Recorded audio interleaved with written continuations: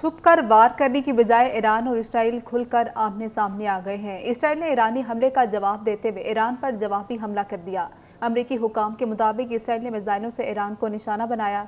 Iran के सरकारी media के मुताबिक इसराइली हमले के बाद ईरान हाई अलर्ट रहा, जबकि हमले के बाद कई शहरों में परवासें मुअत्तल कर दी गई थी। ईरान की नीम सरकारी खबर रसाई एजेंसी फारिस के मुताबिक जुमा की सुबह ईरानी शहर अस्फहान के शुमाल मगरब में एक धमाके की आवाज़ सुनी गई। फार्स ने कहा कि ये आवाज़ शहर के बैनुल-अक़वामी हवाई अड्डे के करीब सुनी गई है। अस्फहान सूबे में ईरान का एक बड़ा फ़ज़ाई अड्डा, एक बड़ा मिसाइल प्रोडक्शन कॉम्प्लेक्स और मुतादिद जौहरी तनसीबात हैं। ईरान के सरकारी टीवी का कहना है कि अस्फहान की फ़ज़ा में तकरीबन 12:30 पर 3 ड्रोन्स को आसमान पर देखा गया और वो मुल्क के फ़ज़ाई दिफाई निज़ाम के फ़ाल होने के बाद तबाह हो गए।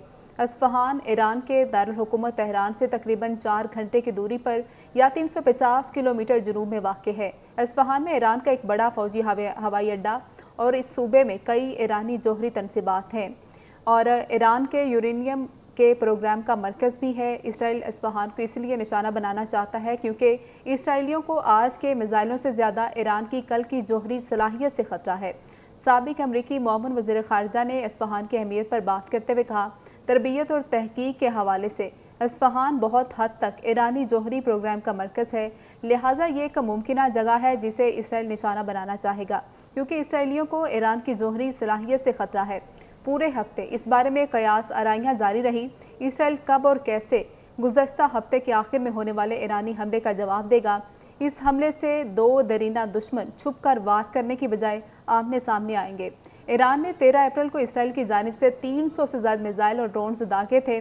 तेहरान का कहना है कि यह हमला उसके शामी कौंसल खाने पर इसराइली हमले के जवाब में किया गया था। इसराइल अपने मगरबी इत्तेहादियों की वजह से उनमें से बेशतर को इसराइली सरजमीन पर पहुंचने से पहले ही गिराने में कामयाब हो गया। इसराइल ने खबरदार कर दिया था कि वो ईरान को दोबारा हमला करने से रोकने के लिए जवाबी हमला करेगा। हालांकि बैनुल-अक़वामी रहनुमा इसराइल को तहम्मुल का मुजाहरा करने की ताकीद करते रहे। ये वाक़या एक ऐसे वक्त में सामने आया जब दमिश्क में ईरानी कौंसल खाने पर इसराइली हमले के जवाब में सेंचुरीज़ के रोज़ ईरान की तरफ से इसराइल पर मिसाइल और ड्रोन हमले के बाद मशरिक़ वस्ती में कशीदगी बरकरार रही। ईरान के वज़ीर ख़ारिजा हुसैन अमीर अब्दुल्लाहियान ने खबरदार कर दिया था, इसराइल की तरफ से किसी भी जवाबी कार्रवाई पर उनके मुल्क का रद्द-ए-अमल फौरी और बड़े पैमाने पर होगा। इन ख्यालात का इजहार उन्होंने अमरीकी टीवी को इंटरव्यू देते हुए किया।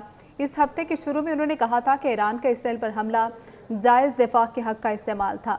ईरान की जानिब से यह हमला दमिश्क में ईरानी कौंसल खाने पर किए गए उस हमले के नतीजे में किया गया था, जिसकी ज़िम्मेदारी इसराइल वाज़ेह अल्फाज में कबूल तो नहीं करता है, लेकिन इस हवाले से अक़वाम आलम में आम राय यही है कि इस हमले के पीछे इसराइल का हाथ था। दमिश्क में ईरानी कौंसल खाने पर इसराइली हमले में ईरान के सीनियर कमांडर समेत 7 हलाक हो गए थे। ईरान की सरकारी खबर रसाई एजेंसी के मुताबिक इसराइली हमले के बाद तेहरान के इमाम खुमैनी बैनुल-अक़वामी हवाई अड्डे और मेहराबाद बैनुल-अक़वामी हवाई अड्डे पर परवासें दोबारा शुरू हो गई हैं।